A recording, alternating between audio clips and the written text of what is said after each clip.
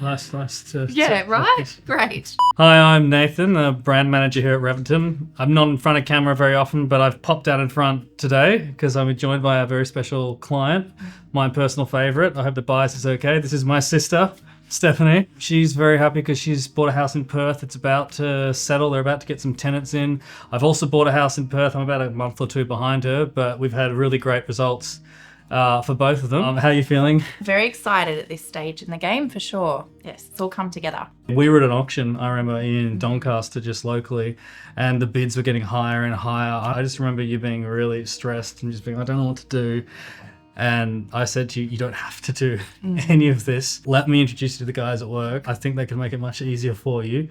And here we are, a year and a half later. I was looking in Melbourne at apartments, essentially, 2-bedroom type places, and being totally priced out here. Such a difficult market to get into here, and being on my own as well, just my own income was really challenging. But then having that option of looking in other parts of Australia that maybe have a different sort of market over there, and thinking that there were other alternatives, I guess. So I'm obviously still living here in Melbourne and living in a house that I want to be in, but I was still able to crack into the market somewhere else. So that was in a much better property than I would have ever been able to afford here. So quite a different situation. And comparing like where I'm living now, I wouldn't be able to afford to buy that place, but I'm quite enjoying living there and having that at the same time as having, an investment property in the back pocket, more of a feeling of comfort, I guess, as well. Like, it's basically impossible to buy a house in Melbourne now. We've got I think prices hit about $1 million average recently. Like you said, you're looking at little apartments. And it's the top end of your budget as well. Yeah, and that's it. You're maxed out. But yeah, now you're around.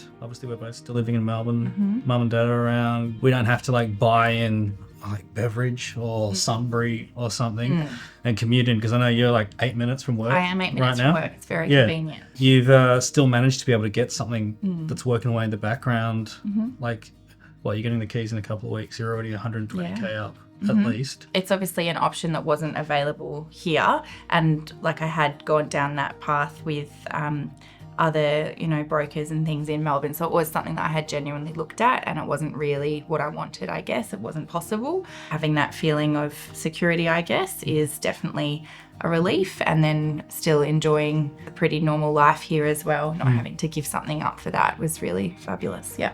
It's all new steps for me. So having that assistance along the way from people that know what they're doing and are able to kind of explain things and how I can best organise myself as well, really, really helpful. Certainly, this is a journey that I've been on as well as her. I started at Reventon 2.5 years ago now, and within a couple of months I was trying to buy a property. Now I've got 3 under my belt, which some people would argue is a bit too keen, but I don't know, it's exciting, it's fun, and it's worked out for me really well.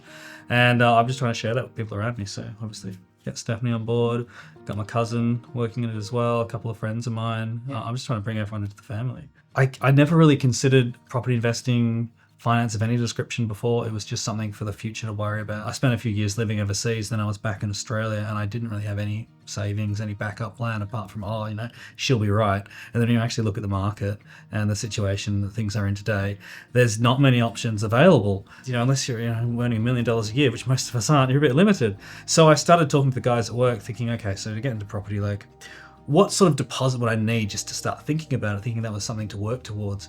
And they started to say, well, actually, you can buy one today. And the way they did that is using the limited savings I had, but then putting me in a property that wasn't due to settle for another year. So by the time we got to that, I'd have the savings ready to go.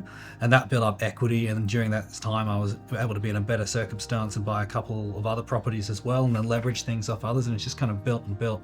And all of a sudden, I'm sitting here in what I consider to be a crazy position compared to where I was. I never thought I'd be here. And look, don't get me wrong, it's a long way to go. I'm not going to walk out tomorrow and buy a new house in Toorak. We're a few years off that at least. But the thought of owning my own home one day is no longer some fantasy, because I know that is very difficult for a lot of people. I've taken a few steps to put me in the best position possible.